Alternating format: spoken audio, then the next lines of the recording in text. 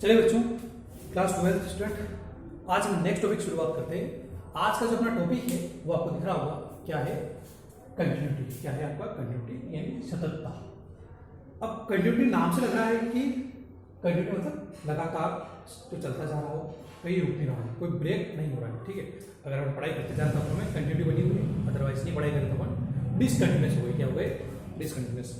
लगातार अगर अपना पढ़ाई होती जा रही है तो कंटिन्यूस है, और नहीं पढ़ाई पा रही तो डिसकंटिन्यूस हो गए। ठीक है, ये तो बात हुई कंटिन्यूटी की डिफरेंस ओरली। अब अगर इसको मैथमेटिक्स टर्म में देखें अपन तो कंटिन्यूटी क्या होगा? पहले मैं आपको ग्राफ से बताऊं। जैसे सपोज कीजिए अगर साइन थीटा का अगर अपन ग्राफ बनाए, किसका? साइन थीटा का।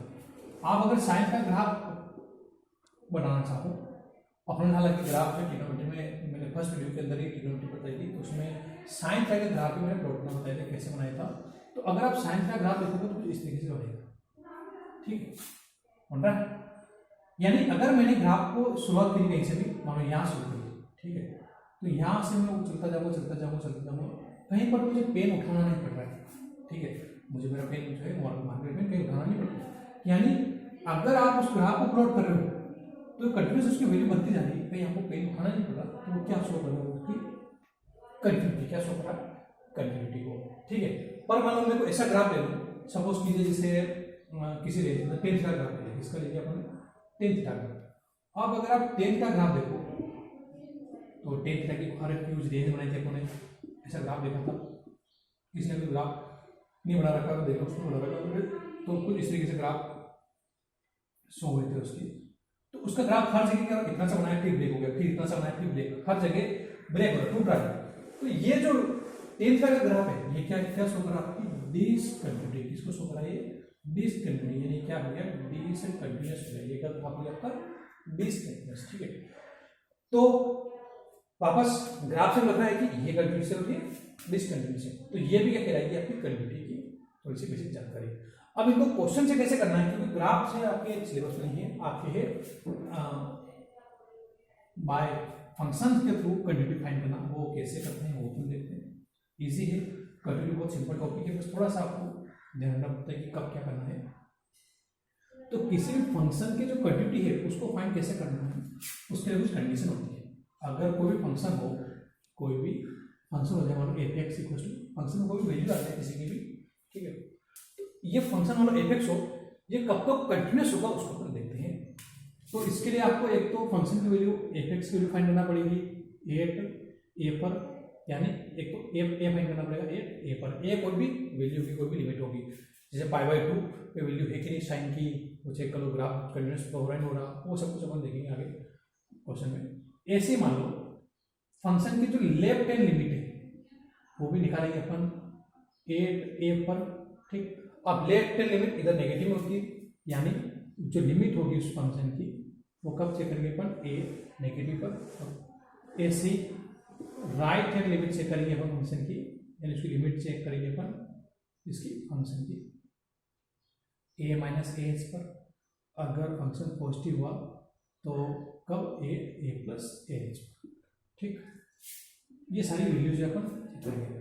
अगर मान लो ये तीनों पे वैल्यू अगर सेम निकल के आ जाती हो तो वो फंक्शन क्या होगा? कंटिन्यूस होगा। वो फंक्शन क्या होगा? कंटिन्यूस होगा। यानी एफ एक्स की वैल्यू लेफ्ट हैंड लिमिट पर और राइट हैंड लिमिट पर अगर तीनों इक्वल आ जाती हो तो फंक्शन क्या हो जाएगा?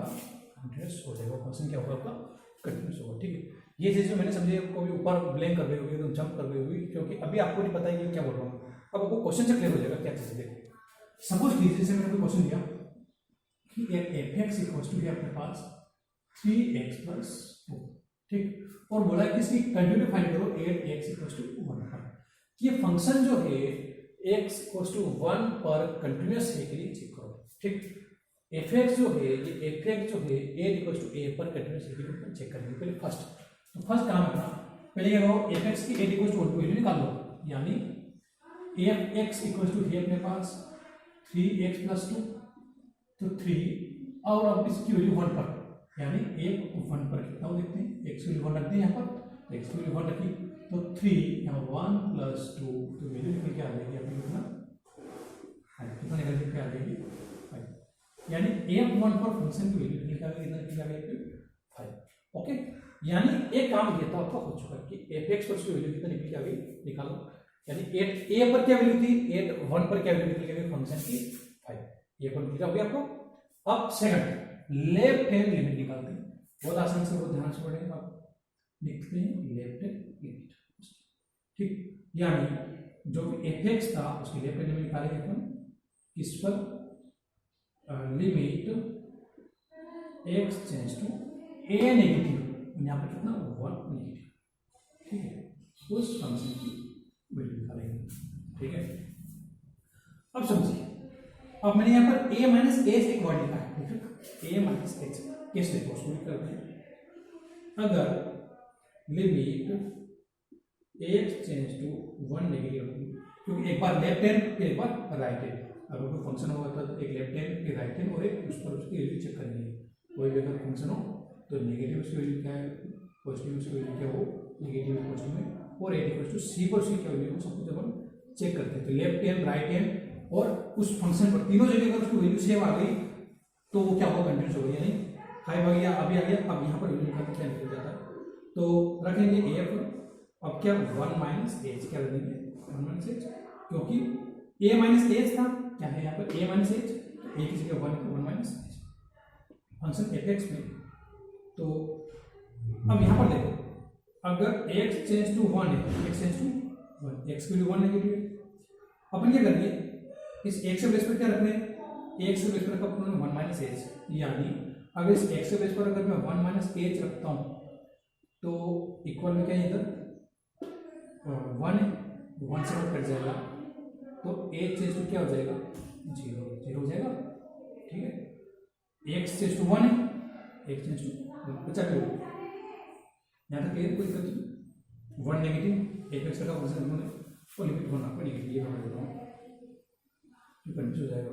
अब limit x change to 1 negative, x change to 1 negative, left hand limit निकाला है LHS। अब fx की जो वैल्यू हम रख देते हैं कितना है 3x प्लस 2, ठीक, इसमें कोई दिक्कत नहीं है। अब इसके बाद फंक्शन की वैल्यू रखिए, अब समझिए कैसे, क्या बोला मैंने यहाँ पर, अब a माइनस एच लिमिट रखो, यानी x के बेस पर क्या रखेंगे a माइनस एच, कैसे, अगर x चेंज टू 1 है, x चेंज टू 1 है, अब x के बेस पर क्या रखा अपने को 1 माइनस एच, x के बेस पर क्या रखें अपन 1 माइनस एच, अगर x की वैल्यू 1 माइनस एच रखूंगा मैं इस x पे तो देखो क्या आएगा 1 माइनस एच, और इधर 1 है, 1 से 1 कट जाएगा, एच की वैल्यू कितनी निकल जाएगी 0 निकल जाएगी, इसकी वैल्यू निकल जाएगी, x टू 1 है तो x की वैल्यू क्या रखें अपन 1 माइनस एच, तो 1 से कट जाएगा तो x टू 0, यानी अगर मैं इसको लिखूं कि अगर x टू 1 है और x को अगर 1 माइनस एच रखूंगा तो x कितना चेंज जाएगा, हो जाएगा कितना हो जाएगा 0, यानी इसी फंक्शन में लिमिट a चेंज टू क्या हो जाएगी 0 और यहाँ पर आ जाएगा 3 और x की वैल्यू कितना 1 माइनस एच प्लस, ठीक। अब देखिए इसको आगे सॉल्व करते हैं, तो लिमिट एच चेंज टू 0 3, ये 3 का मतलब एच से तो 3h प्लस 3 का मतलब 3 का h 3h प्लस, अब ये लिमिट रखो h की 0, क्या होगा h चेंज टू 0, यानी h की वैल्यू 0 रखो तो 3 माइनस 3 और 0 प्लस 2, तो वैल्यू क्या आ जाएगा 3 माइनस 0 और प्लस 2 कितना आ जाएगा 5, तो एलएच लिमिट पे कितना क्या आ गई 5 निकल के आ गई, ठीक है। एलएच लिमिट कितना आ गया 5, जल्दी से नोट कर लो ताकि मैं आगे से बता दूं। तो 2 हो गए, अब थर्ड वाला आरएच से निकालते हैं, ये बिगाड़ दो, तो थर्ड वाला क्या है आरएच उसकी वैल्यू फाइंड करते हैं। तो अब निकालते हैं लिमिट कौन सी, राइट हैंड लिमिट, अब 1 पॉजिटिव होगा, लेफ्ट हैंड नेगेटिव था, अब पॉजिटिव आ जाएगा, एफ एक्स की वैल्यू पॉजिटिव रखेंगे, ठीक। तो रखा लिमिट एक्स 1 पॉजिटिव में, यहाँ कितना आपका 3x प्लस 2, ये 3x प्लस 2, ओके।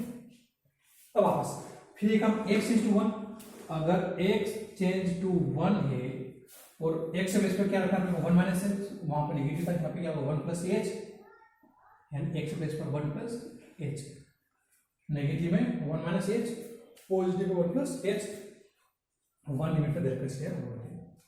अब वापस अगर एक्स की वैल्यू को यहाँ 1 प्लस एच रखेंगे और 1 चली रहा, 1 से कट जाएगा, एच टू कितना आएगा, वापस 0 आ जाएगा। यानी अगर एक्स इज टू 1 तो एक्स इक्वल टू क्या रख देंगे 1 प्लस एच, तो एच चेंज टू कितना हो जाएगा 0 हो जाएगा। ठीक, जैसे ये 0 होता वैसे ये भी 0 हो गया। यानी लिमिट एच चेंज टू 0 और यहाँ पर रखो 3 एक्स के प्लेस पर 1 प्लस एच और प्लस का 2, लिमिट एच चेंज टू 0, 3 का मल्टीप्लाई 1 से 3 का एच से 3h प्लस 2, तो लिमिट 0 रख दो, तो 3 प्लस 3 0 प्लस 2, लिमिट रखो तब उसको हटा देना, तो ये आ जाएगा 3 प्लस 0 प्लस 2, यानी कितना आ जाएगा 5। तो देखिए इसकी फंक्शन में वैल्यू भी 5 थी, एलएचएल वैल्यू भी 5 है और राइट हैंड वैल्यू भी कितना 5 है। यानी जो फंक्शन की वैल्यू है f1 पर या जो एलएचएल लिमिट है या आरएचएल लिमिट है वो सब क्या है 5 है।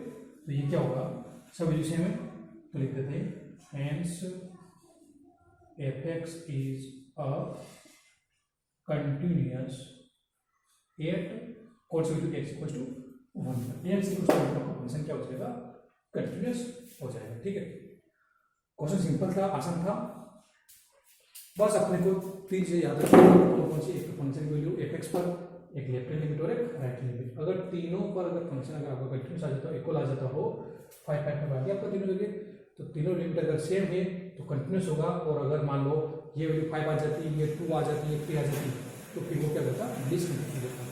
तीनों ही वैल्यू क्या होनी चाहिए सेम होनी चाहिए, है समझे। तो ये हुआ बेसिक। अगले जो वीडियो है उसमें हम अगले एक्सरसाइज से क्वेश्चन देखेंगे।